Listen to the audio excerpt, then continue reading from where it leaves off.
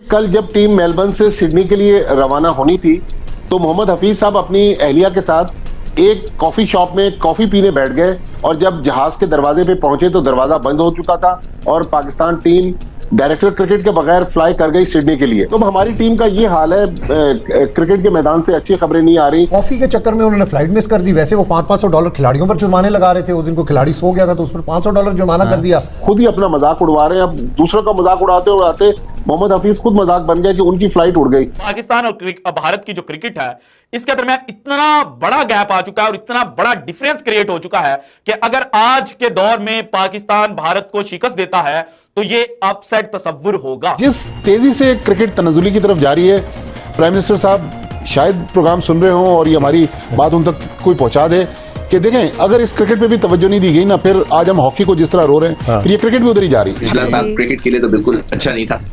हम Asia cup हार गए, ओडीआई का हम वर्ल्ड कप हार गए, हमारा कप्तान बदल गया, अंडर 19 में हम मतलब एक यूएई से हार गए एशिया कप के अंदर, व्हिच वाज वेरी सैड।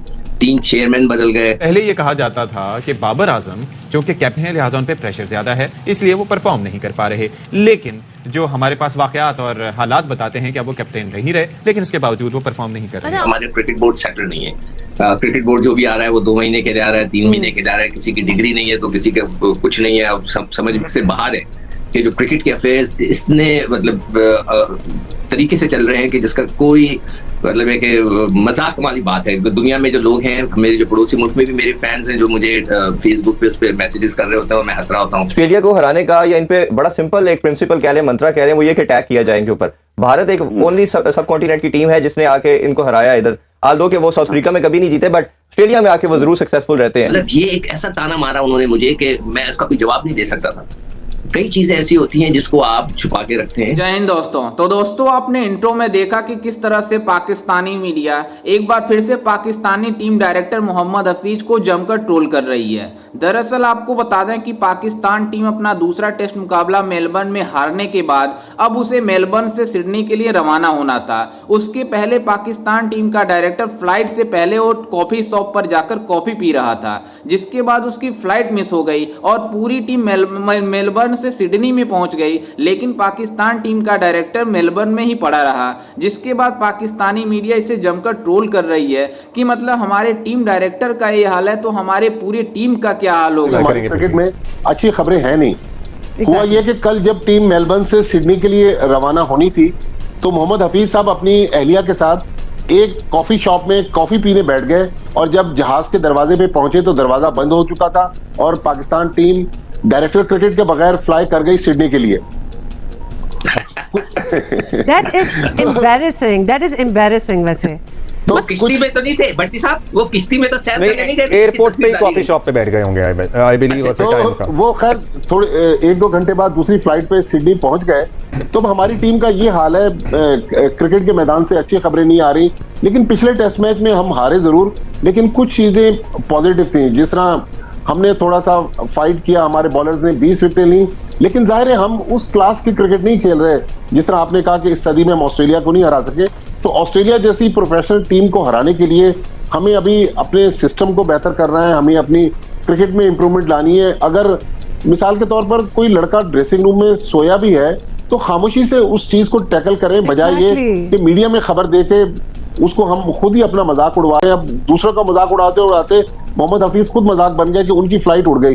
तो मेरे ख्याल में हमारे यहाँ गवर्नेंस का बड़ा शदीद फुकदान है। हमें अपने क्रिकेट को भी बेहतर करना है और क्रिकेट के अंदर जो दीगर मामलात हैं, जैसा सिक्कू भाई कह रहे हैं कि बहुत सारे चीफ सेलेक्टर चेंज हो गए, 2 चेयरमैन चेंज हो गए 2023 में, तो 2024 में अगर हमें अपनी क्रिकेट को ऊपर लेके जाना है तो सबसे पहले तो पीसीबी के इलेक्शन करवाएं। 3 साल के लिए जो भी चेयरमैन आता है वो उसको टेक के काम करने दें, फिटनेस को बेहतर कर लें। दुनिया में बेताशा ऐसी मिसालें हैं। सरफराज को देख लें, 2019 के वर्ल्ड कप में उन पर इल्जाम लगा कि उनकी फिटनेस अच्छी नहीं है, लेकिन उन्होंने फिर अपनी फिटनेस पर काम किया। अब आजम ने भी सिलेक्शन कमेटी से वादा किया कि मैं अपनी फिटनेस को बेहतर आपने सिलेक्शन कमेटी का जिक्र किया, चीफ सेलेक्टर वहाब रियाज साहब कहते हैं कि स्किल्स अगर हो तो इतनी फिटनेस इतना रोल नहीं प्ले करती, कि पहले स्किल्स होनी चाहिए। तो दुनिया में कहां होता है, आपने पूरी दुनिया में कवर की कि अगर खिलाड़ी फिट नहीं होगा तो वो स्किल्स का कैसे मुजाहरा कर सकेगा। देखें, आज इंडिया की हम मिसाल देते हैं ना, हमारे पड़ोस में हम एक जमाने में पाकिस्तान अगर 150 रन करता था, इंडिया फिर भी पाकिस्तान से हार जाता था। लेकिन आज आप देखें, इंडिया ने सिर्फ विराट कोहली जो अपनी फिटनेस का कल्चर लेकर आए उसके बाद आप देखें सुपर फिट है पूरी इंडियन टीम।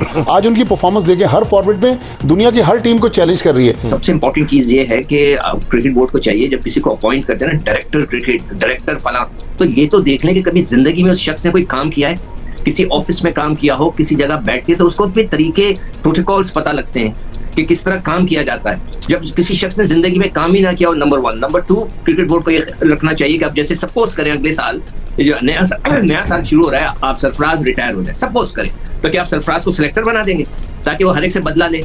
कम से कम 10 साल का फर्क होना चाहिए। जो नए सेलेक्टर्स आते हैं 5 साल का तो हो, 5-6 साल का तो हो, नहीं, उनमें फर्क होना चाहिए ना। 7 खेले में स्कोर सेटल कहीं ना कहीं वो अगर ना भी कोई कर रहा हो ना, तो कहने वाले को बात मिल जाती है कि भाई ये तो अपना पुराना तो स्कोर सेटल कर रहा है। एब्सोल्युटली, बिल्कुल, ये तो बड़ी सीरियस सजेशन है। वैसे ये तो बड़ी सीरियस सजेशन है आपकी। मैं तो दे के मैं तो अब्दुल्ला फ्री में देता हूँ सजेशन, ये लोग तो लेते ही नहीं है। बजाय कि हम इदारे की बात करें, एक इदारे में इतना मजबूत सिस्टम आ जाए कि आज जका साहब हैं या कल रमीज राजा थे या नजम सेठी साहब थे, सिस्टम को काम करना चाहिए। हमारे मुल्क में ये नहीं है। आज जो सिस्टम है, अगला चेयरमैन आएगा वो अपना सिस्टम ले आएगा।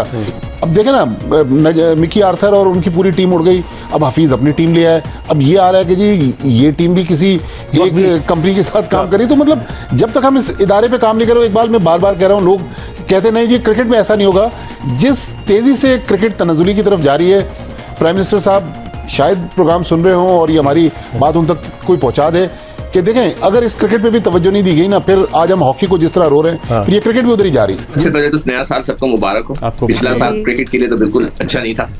हम एशिया कप हार गए, ओडीआई का हम वर्ल्ड कप हार गए, हमारा कप्तान बदल गया, अंडर 19 में हम मतलब यूएई से हार गए एशिया कप के अंदर, which was very sad. 3 chairman बदल गए, आई डोंट नो 3 है या 4 हैं, भट्टी साहब ज्यादा उनकी मेमोरी अच्छी है। 3 चीफ सेलेक्टर बदले गए और कप्तान बदल गया और नया कप्तान आ गए। तो बहुत से मतलब की चीजें जो हुई हैं 2023 में, और उसकी जो बेसिक वजह ये थी कि हमारे क्रिकेट बोर्ड सेटल नहीं है। क्रिकेट बोर्ड जो भी आ रहा है वो 2 महीने के लिए आ रहा है, 3 महीने के लिए आ रहा है, किसी की डिग्री नहीं है तो किसी का कुछ नहीं है। अब समझ से बाहर है कि जो क्रिकेट के अफेयर्स इतने मतलब तरीके से चल रहे हैं कि जिसका कोई मतलब है कि मजाक वाली बात है। दुनिया में जो लोग हैं, मेरे जो पड़ोसी मुल्क में भी मेरे फैंस हैं जो मुझे फेसबुक पे उस पर मैसेजेस कर रहे होते हैं और मैं हंस रहा होता हूँ। और सबसे मजाकियस चीज़ ये थी कि मोहम्मद हफीज, मैं समझता था कि काफ़ी सेंसिबल आदमी होंगे, मगर आई एम वेरी सॉरी कि उन्होंने जो एक सबसे गलत हरकत की कि उन्होंने ये बोल दिया कि हमारे लड़के ड्रेसिंग रूम में सोते हैं। अब मुझे पड़ोसी मुल्क से ये ताने आए कि जब आपकी टीम के लड़के ड्रेसिंग रूम में सो रहे होंगे तो वो जीतेंगे कैसे। मतलब ये एक ऐसा ताना मारा उन्होंने मुझे कि मैं इसका कोई जवाब नहीं दे सकता था। कई चीजें ऐसी होती हैं जिसको आप छुपा के रखते हैं। कॉफी के चक्कर में उन्होंने फ्लाइट मिस कर दी। वैसे वो $500 खिलाड़ियों पर जुर्माने लगा रहे थे। उस दिन को खिलाड़ी सो गया था तो उस पर $500 जुर्माना कर दिया। अभी वहाँ से ऑस्ट्रेलिया से ये इत्तलात मिली है कि जो प्लेन जा रहा था सिडनी, वो कॉफी पीते पीते वो फ्लाइट मिस हो गई उनकी। मतलब आप क्या देखें ना जी, मजे लगे हुए हैं। खुद हम भी खुसरवार हैं, कुछ खिलाड़ी भी खुसरवार हैं। और दीगर चीज़ है कि एक वक्त ये था, आपको याद होगा, शाहीन शाह अफरीदी हर फॉर्मेट में खेलते थे। हम कई साल पहले की बात है, मुस्तकिल कहते थे। 2018 में उन्होंने डेब्यू किया और 2021 तक वो मुसलसल खेलते रहे। और उनका कहा जा रहा था कि उनका पॉस्चर ऐसा है कि उनको परेशानी नहीं। उसके बाद हमने देखा कि T20 वर्ल्ड कप के फाइनल में उस वक्त उनको बाहर होना पड़ा जब पाकिस्तानी टीम को जरूरत थी बहुत। जैसा कि आपने वीडियो में देखा कि किस तरह से पाकिस्तानी मीडिया बातें कर रही है कि अगर इस तरह से हमारे टीम डायरेक्टर का हाल होगा कि फ्लाइट मिस हो जा रही है तो हमारे टीम का क्या हाल होगा। दरअसल आपको बता दें कि पाकिस्तान टीम जिस तरह से अपना दूसरा टेस्ट मुकाबला मेलबर्न में हारी, पूरी तरीके से पाकिस्तानी मीडिया एक्सपोज हो गई। और आपको बता दें कि पाकिस्तान टीम डायरेक्टर मेलबर्न में दूसरा टेस्ट मुकाबला हारने के बाद पूरा ब्लेम अंपायरिंग के ऊपर लगा दिया और टेक्नोलॉजी के ऊपर लगा दिया कि टेक्नोलॉजी सही नहीं थी, इस वजह से हम दूसरा टेस्ट मुकाबला हार गए। दरअसल आपको बता दें कि इन पाकिस्तानियों को एक्सक्यूज चाहिए। अगर ये पाकिस्तान टीम किसी टीम से हार जाती है, अगर मतलब प्रदर्शन अच्छा नहीं करती, तो पूरी तरीके से किसी न किसी बहाने की तरह ब्लेम लगाना सोचते हैं। और इन पाकिस्तानियों को एक ब्लेम मिला हुआ था कि रिजवान का जो आउट था उसको टेक्नोलॉजी का इशू बता दिया और बोले मतलब टेक्नोलॉजी इशू थी इसलिए हम मैच हार गए।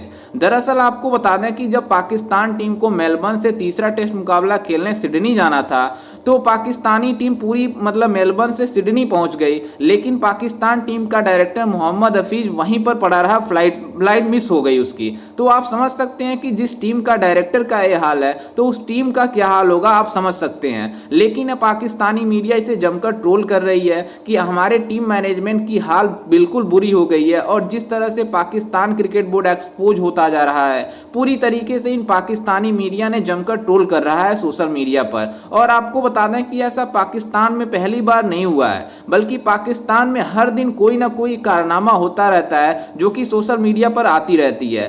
खैर, इस पर आपकी क्या राय है, हमें अपनी राय कमेंट में जरूर दीजिएगा, और साथ ही हमारे चैनल को भी सब्सक्राइब जरूर कीजिएगा। मिलते हैं किसी अन्य वीडियो में, तब तक के लिए जय हिंद, वंदे मातरम।